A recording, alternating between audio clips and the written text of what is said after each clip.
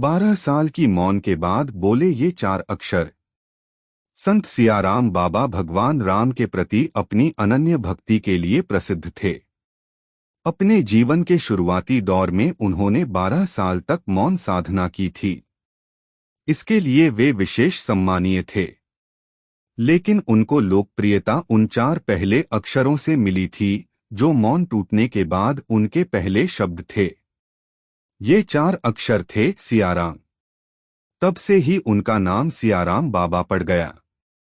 17 साल की आयु में लिया था वैराग्य। संत सियाराम बाबा मूल रूप से गुजरात के रहने वाले थे। कहते हैं कि उन्होंने केवल 17 वर्ष की उम्र में घर त्याग दिया था और वैरागी बन गए थे। लगभग 5 सालों तक देश प्रदेश का भ्रमण कर वे 22 साल की आयु में मध्य प्रदेश के निमाड़ क्षेत्र के तेलीभट्टान आए। बाबा नियमित रूप से रामायण पाठ करते थे। जब वे अस्वस्थ थे तब भी वे लगातार रामायण पाठ और सियाराम की धुन गाते रहे थे। बाबा सियाराम हनुमान जी के परम भक्त थे।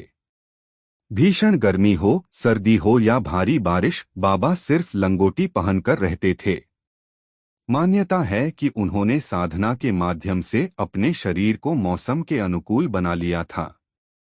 उनकी कई बार डॉक्टरी जांच भी हुई थी। डॉक्टरों ने भी इस पर आश्चर्य जताया था कि वाकई में उनका शरीर अनुकूलित हो चुका था। सियाराम बाबा के भक्तों के अनुसार वे पिछले लगभग 70 सालों से लगातार श्री रामचरितमानस का पाठ कर रहे थे।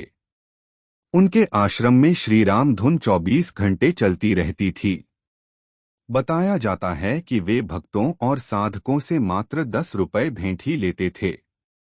उन्होंने नागलवाड़ी धाम और खारघर इंदौर की सीमा स्थित जामगेट के पास स्थित विंध्यवासिनी मां पार्वती मंदिर में 25 लाख रुपए से ज्यादा की रकम मंदिर निर्माण में भेंट की है।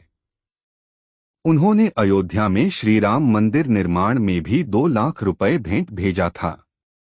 दोस्तों, आजकल सोशल मीडिया पर अनेक अफवाह फैली हैं कि संत सियाराम बाबा का चिता में भी दिल धड़क रहा है। जो संत अपने जीवन काल में कभी भी किसी के सामने चमत्कार नहीं किया, उन्होंने कभी अपने बारे में किसी को नहीं बताया। सियाराम बाबा के भक्तों के अनुसार वे पिछले लगभग 70 सालों से लगातार श्री रामचरितमानस का पाठ कर रहे थे।